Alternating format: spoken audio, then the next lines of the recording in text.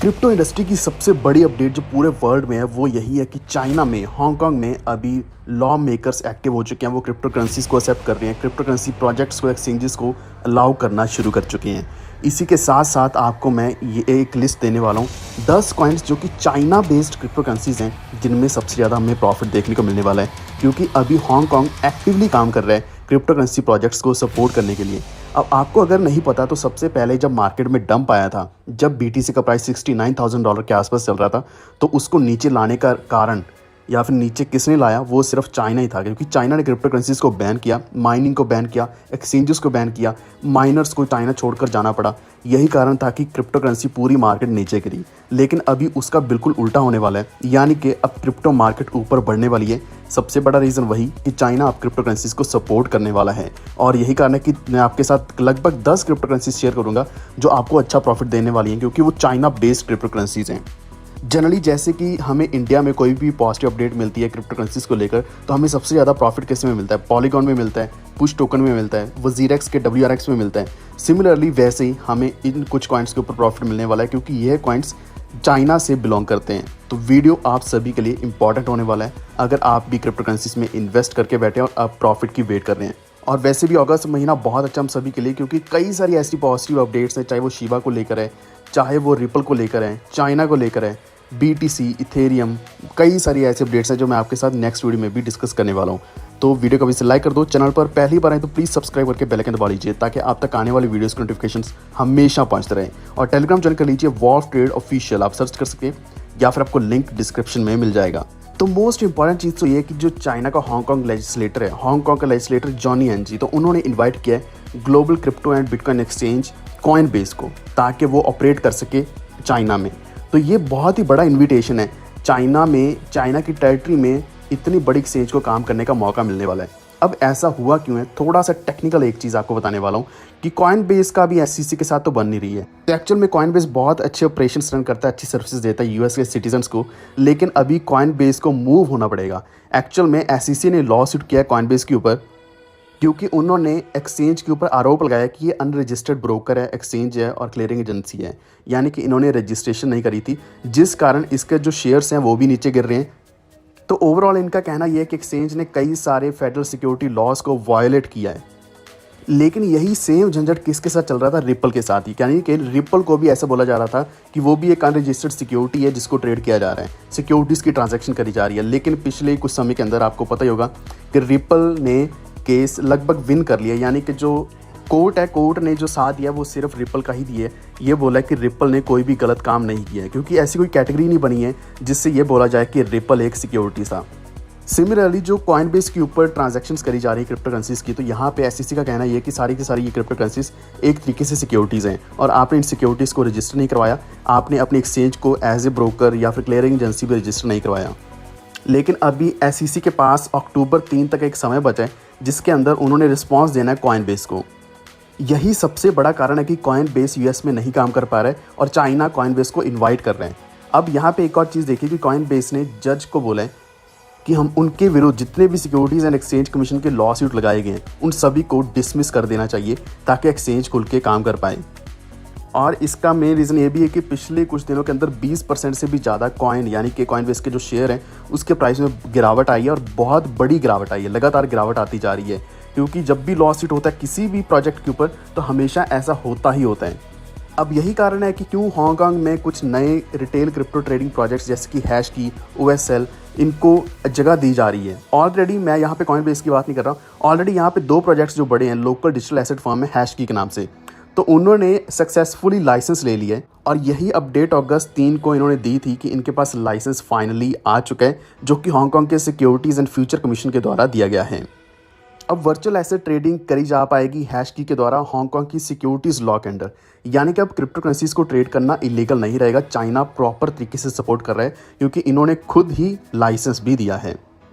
तो अब ये जो हैशकी है ये ब्रोकरेज की सर्विसेज भी देगा, over the counter trading services भी देने वाला है, और सबसे बड़ा ट्रेडिंग प्लेटफॉर्म बनने वाला है आने वाले समय का। अब इसी के दौरान यहाँ पे कंपटीशन भी मिलेगा, जैसे ही कॉइनबेस को लाइसेंस मिल जाएगा चाइना में।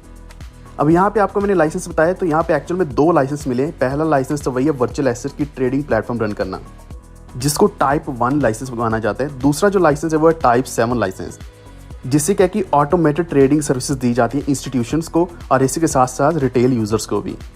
अब यहाँ पे एक और इम्पॉर्टेंट अपडेट ये है कि जो हैश की है उसको तो लाइसेंस मिला ही मिला है, एक और OSL के नाम से लोकल क्रिप्टो फर्म है जो कि चाइना की है, उसको भी हांगकांग के सिक्योरिटीज़ एंड फ्यूचर कमीशन के द्वारा लाइसेंस दिया गया है ताकि वो अलाउ कर सके बिटकॉइन इथेरियम की ऑफरिंग, और वहाँ पे जो रिटेल इन्वेस्टर्स हैं, ट्रेडर्स हैं, उनको भी मौका मिल पाए ताकि वो ट्रेड कर पाएँ चाइना में ही।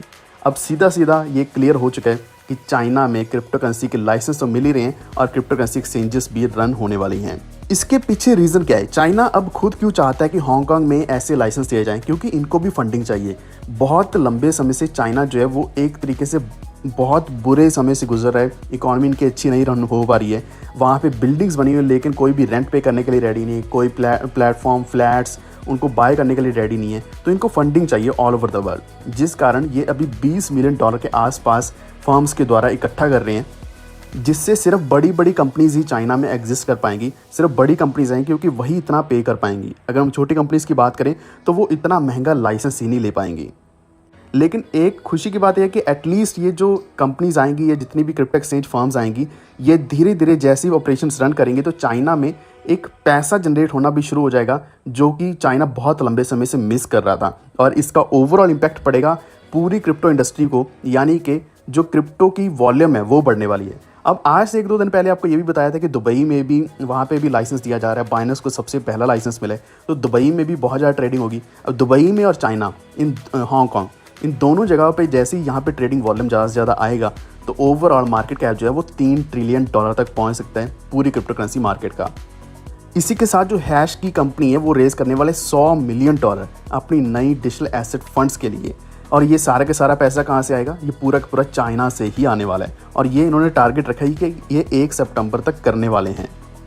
एक्चुअल में ये जो हैश की के नाम से कंपनी है, इनको $100 मिलियन $200 मिलियन इस तरीके से रेजिंग करनी है ताकि ये अपनी वैल्यूएशन $1 बिलियन तक ले जा पाएँ। अब यहाँ तक तो हमने बात करी, हैश की बात करी, OSL की बात करी, लेकिन इसी के साथ साथ पूरे चांसेस यही हैं कि कॉइन बेस्ड जो एक्सचेंज है वो भी चाइना में ही आने वाला है और वहाँ पे ऑपरेट करने वाला है। तो जितनी भी क्रिप्टो रिलेटेड एक्टिविटीज़ वो फिर से रन होने वाली है चाइना में, अब बहुत ज़्यादा ट्रेडर्स एक्टिव होने वाले हैं। यही कारण है कि मैंने आपको 8 से 10 लेकर कॉइन्स बताने हैं जिनमें आपको अच्छा प्रॉफिट मिलेगा। तो जल्दी से बता दूंगा सिर्फ 1 मिनट के अंदर।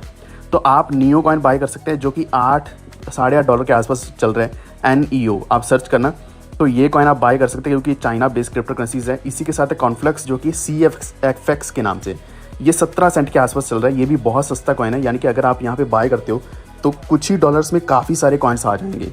नेक्स्ट कॉइन है जो कि मेरा one of the most favourite है, जो है HT के नाम से हॉबी टोकन, $2.65 के आसपास चल रहा है, यानी कि $2.5 के आसपास चल रहा है। यहाँ पे भी आप बाय करते हो तो आने वाले समय में आपको अच्छा प्रॉफिट मिलेगा। इसका एक और रीज़न ये है कि हॉबी जो एक्सचेंज है, हॉबी ग्लोबल, वो चाइना बेस्ड क्रिप्टो करेंसी थी, हांगकांग क्रिप्टो करेंसी एक्सचेंज थी। अब वापस से ये अगर चाइना में आते हैं तो वहाँ पे और भी ज़्यादा ऑपरेशंस अच्छे होंगे, तो HT कॉइन में हमें बहुत अच्छी वैल्यू मिलने वाली है। ये अगला है फाइल कॉइन। तो file coin one of the most advanced Web3 based projects में से एक है, जिसकी वैल्यू $4 के आसपास चल रही है। तो इसको आप अगर बाय कर लेते हो या फिर ऑलरेडी अगर आपने बाय किया हुआ है, क्योंकि पिछले भी कुछ वीडियोस में मैंने आपको ये बताया था, तो इसमें आपको अच्छा प्रॉफिट मिल सकता है। 5वां कॉइन है की के नाम से, इसकी वैल्यू 1 सेंट भी नहीं है, आधे सेंट के आसपास है, $0.005 के आसपास है। सेल्फ की के नाम से प्रोजेक्ट है, की के नाम से कॉइन है, इसको बाय कीजिए। कुछ ही डॉलर्स में काफ़ी सारे कॉइन्स आ जाएंगे, बाय करके रखें क्योंकि इसमें आपको अच्छा प्रॉफिट मिल सकता है। अगला है फ्लेमिंगो, FLM के नाम से कॉइन है, वैल्यू इसकी कोई 6 सेंट के आसपास है। इस कॉइन की वैल्यू भी बहुत कम है, इसको आप बाय करें और होल्ड करके रखें क्योंकि चाइना के सारे कॉइन्स एकदम से बढ़ने वाले हैं। अगला है एल्केमी पे, ACH के नाम से कॉइन, $0.017 के आसपास वैल्यू चल रही है, बहुत कम वैल्यू है। तो लगभग जितने भी कॉइन्स आपको बता रहा हूँ कम वैल्यू वाली हैं, तो इसको भी आप बाय कर सकते हैं। 8th कॉइन है हमारा QTUM, क्वांटम भी बोल सकते हैं, क्यूटम भी बोल सकते हैं, ये $2.5 के आसपास है। तो यहाँ पे भी आप अच्छी बाइंग कर सकते हैं। अगर आपको ये कॉइन्स नहीं मिल रहे तो आप एक बार कॉइन मार्केट कैप के ऊपर जाएं और आपको पता चल जाएगा कौन सी एक्सचेंजेस के ऊपर है। वैसे जनरली जितने भी कॉइन्स मैं आपको बता रहा हूँ वो बाइनेंस जैसी बड़ी एक्सचेंजेस के ऊपर ऑलरेडी अवेलेबल हैं। अब हमारा जो नेक्स्ट कॉइन है, ये 2 लास्ट कॉइन हैं, अच्छे कॉइन्स हैं। VChain VET, ये भी चाइना बेस्ड प्रोजेक्ट है, इसकी वैल्यू अभी एकदम से नीचे गिरी है, तो अभी मौका मिल रहा है यहाँ पे अच्छे कॉस्ट पे बाय करने का। $0.017 के आसपास मिल रहा है, यहाँ पे भी आप अच्छी क्वांटिटी बाय कर सकते हो। लास्ट हमारा कॉइन जो है 10th कॉइन जो है ट्रॉन TRX, $0.07 के आसपास चल रहा है, बहुत कम वैल्यू है। यानी कि अभी अफोर्डेबल कॉइन है, बाय कीजिए, होल्ड करके रखें। जैसे ही चाइना में ऑपरेशंस चालू होंगे तो ट्रॉन, हॉबी टोकन या फिर वी चेन, जैसे आपको ये मैं कॉइन्स बता रहा हूँ, ये सारे के सारे कॉइन्स बहुत अच्छा प्रॉफिट देने वाले हैं, क्योंकि Tron one of the biggest project है। अब मैंने पहले आपको हॉबी टोकन का बताया, हॉबी के साथ साथ ट्रॉन का लिंक है। जब भी HT बढ़ता है तभी ट्रॉन बढ़ता है, ट्रॉन बढ़ने के साथ साथ BTT की वैल्यू भी बढ़ती है। यही कारण है कि मैंने आपको ये टोटल 10 कॉइन्स बताए हैं, एंड क्यों बढ़ने वाले हैं वो सारा का सारा आपको रीज़न भी बताएं। तो आज का हमारा ये वीडियो इतना ही, लेकिन अगर आपको किसी और कॉइन के बारे में डिटेल्ड जानकारी चाहिए नीचे कमेंट करो, मैं नेक्स्ट वीडियो में कवर करने की पूरी कोशिश करूँगा। अगर आपको ये वीडियो अच्छा लगा है please like and share this video, और इसी के साथ हमारे चैनल को सब्सक्राइब करके बेल आइकन दबा लीजिए ताकि आप तक आने वाली वीडियोज़ के नोटिफिकेशंस हमेशा पहुँचते रहें। यह वीडियो देखने के लिए धन्यवाद।